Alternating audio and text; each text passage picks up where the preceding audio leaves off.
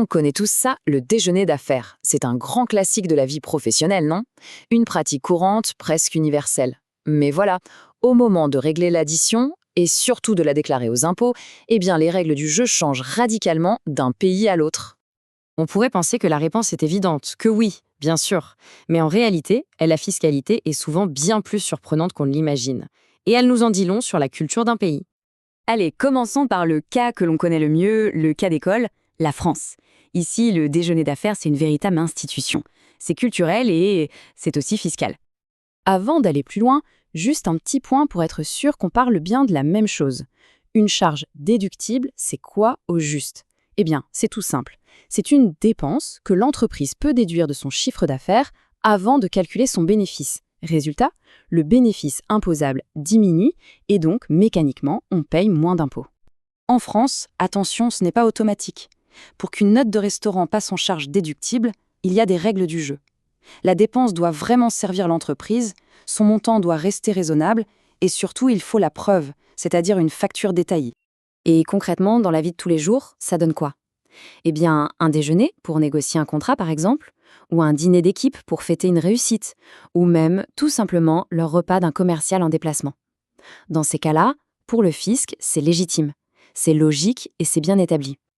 Ok, ça, c'était la France. On est un terrain connu. Maintenant, attention, on change complètement de décor. On va passer à un système qui prend le contre-pied total de cette logique. Et voilà, c'est dit. En Israël, la règle de base, c'est l'exact opposé. Les dépenses de restaurant, même si elles sont 100% professionnelles, ne peuvent pas être déduites des bénéfices. Point. C'est un changement de paradigme radical. Là, le choc des deux systèmes est flagrant. D'un côté, la France avec ses oui, mais si et ses conditions, de l'autre Israël avec un non clair et net. Alors évidemment, la question qui vient tout de suite, c'est mais pourquoi? Pourquoi une telle différence? Pour comprendre, il faut creuser un peu, aller au-delà de la simple règle comptable. On va voir que les raisons qui se cachent derrière l'approche israélienne sont multiples et profondes. On peut imaginer plusieurs pistes. Il y a d'abord une volonté de simplifier le système fiscal au maximum, d'éviter les zones grises. Il peut aussi y avoir des raisons politiques ou économiques. Mais la source suggère que le point le plus important est ailleurs. Et voilà le cœur du sujet. Cette citation, elle est très parlante. Au fond, la fiscalité ne fait souvent que refléter des pratiques sociales. En Israël, la culture d'inviter un client au restaurant pour parler business n'est tout simplement pas aussi ancrée dans les mœurs qu'en France. La loi s'aligne sur cette réalité. Alors qu'on pourrait penser que l'affaire est classée, le système israélien nous réserve une dernière petite surprise. Une unique et très curieuse exception à la règle. Et c'est là que ça devient fascinant. Pour pouvoir déduire un seul type de repas, il faut que le client soit étranger, qu'on photographie son passeport, oui, son passeport, et qu'on documente la raison de la rencontre. On est très, très loin de la simplicité promise, n'est-ce pas? Cette divergence, ce n'est pas juste une anecdote. Pour bien comprendre la philosophie derrière chaque système, on va regarder un autre aspect fiscal que tout le monde connaît, la taxe sur la valeur ajoutée, la TVA. Ce tableau montre bien la même divergence. La France, elle, fait dans la nuance. Un taux réduit pour la nourriture, un taux normal pour l'alcool.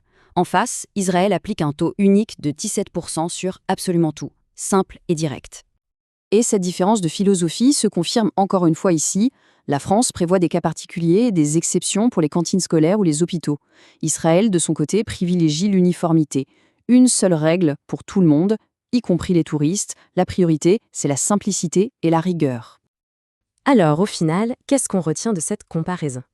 C'est sans doute la meilleure façon de résumer la situation. La petite note de restaurant devient le symbole de deux approches vraiment distinctes. L'une qui accepte la complexité pour s'adapter aux usages, et l'autre qui préfère la simplicité et l'uniformité. En résumé, le système français est flexible, basé sur la justification au cas par cas. Le système israélien, lui, est rigide et privilégie la clarté. Cette divergence n'est pas un hasard, elle est le reflet de l'histoire, de choix politiques et surtout de la culture. Une simple règle fiscale peut nous en apprendre énormément sur un pays. Et ça nous amène à cette question finale. En observant comment un pays traite une dépense aussi banale qu'un repas d'affaires, que découvre-t-on réellement sur ses priorités, ses valeurs et sa façon de voir le monde? C'est une réflexion fascinante qui va bien au-delà de la simple comptabilité.